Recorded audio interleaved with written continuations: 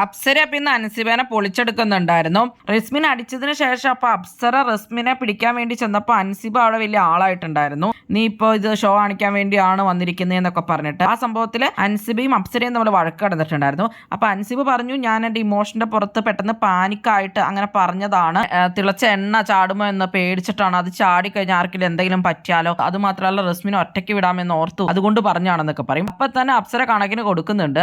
അപ്സര പറയും, അന്ന് അൻസിബ ആ സമയത്തല്ല പറഞ്ഞത്, ഇതെല്ലാം കഴിഞ്ഞ് ഇവര് കൺഫെഷൻ റൂമിൽ ജാസ്മിനും റസ്മിനും കൺഫെഷൻ റൂമിൽ പോയിട്ട് വന്നതിന് ശേഷം പുറത്ത് അൻസിബയും ഫ്രണ്ട്സും ഇരുന്നിട്ടാണ് മാസ് ഡയലോഗ് അടിച്ചത്. അപ്പോൾ ഇമോഷന്റെ പുറത്തൊന്നും അല്ല അൻസിബ പറഞ്ഞപ്പോ അപ്സര പറയുകയുണ്ടായി. അൻസിബ പിന്നീട് പറയുന്നുണ്ടായിരുന്നു, ജാസ്മിന്റെ ആക്ട് അൻസിബയ്ക്ക് വളരെയധികം ഇറിറ്റേഷൻ ഉണ്ടാക്കിയിട്ടുണ്ടായിരുന്നു, ജാസ്മിൻ പ്രവോക്ക് ചെയ്തിട്ടുണ്ടായിരുന്നു എന്നൊക്കെ ഉള്ളത്. പിന്നെ സംഭവം എല്ലാം കഴിഞ്ഞ് അൻസിബ വളരെ എക്സ്ഹോസ്റ്റഡ് ആയിരുന്നു എന്നൊക്കെയാണ് അൻസിബ പറഞ്ഞത്. പേഴ്സണലി എന്തിനാണ് എല്ലാം എടുക്കുന്നതെന്നൊക്കെ ലാലേട്ടൻ ചോദിക്കുന്നുണ്ടായിരുന്നു. അൻസിബ ശരിക്കും ഭയങ്കര പേഴ്സണൽ ഗ്രഡ്ജ് വെച്ച് തന്നെയാണ് ആ ഗെയിം കളിച്ചത്, അത് തന്നെയായിരുന്നു അവിടെ കുഴപ്പം. അപ്പൊ ലാലേട്ടൻ ചോദിക്കുന്നുണ്ടായിരുന്നു, വിളിച്ചപ്പോൾ പോയാൽ പോരായിരുന്നു, ഇത്രമാത്രം പ്രശ്നം ഉണ്ടായിരുന്നു എന്നുള്ളത്. അൻസിബയ്ക്ക് ഭയങ്കരമായിട്ടൊരു ഈഗോ പ്രശ്നം തന്നെയായിരുന്നു. പവർ റൂമിൽ കയറിയത് കൊണ്ട് തന്നെ അൻസിബയുടെ ശരിക്കുള്ള സ്വഭാവം പുറത്തു വന്നിരിക്കുകയാണ്. എന്തായാലും ഇന്ന് ലാലേട്ടന്റെ കയ്യിൽ നിന്ന് അൻസിബയ്ക്ക് ഋഷിക്കൊക്കെ നല്ല കണക്കിന് തന്നെ കിട്ടിയിട്ടുണ്ട്. ലാലേട്ടനോട് ഇന്ന് ഒന്നും തന്നെ അങ്ങനെ അൻസിബയ്ക്ക് പറഞ്ഞ് വാദിക്കാനൊന്നും പറ്റിയില്ല. ലാലേട്ടനെല്ലാം പൊളിച്ചടുക്കുന്നുണ്ടായിരുന്നു.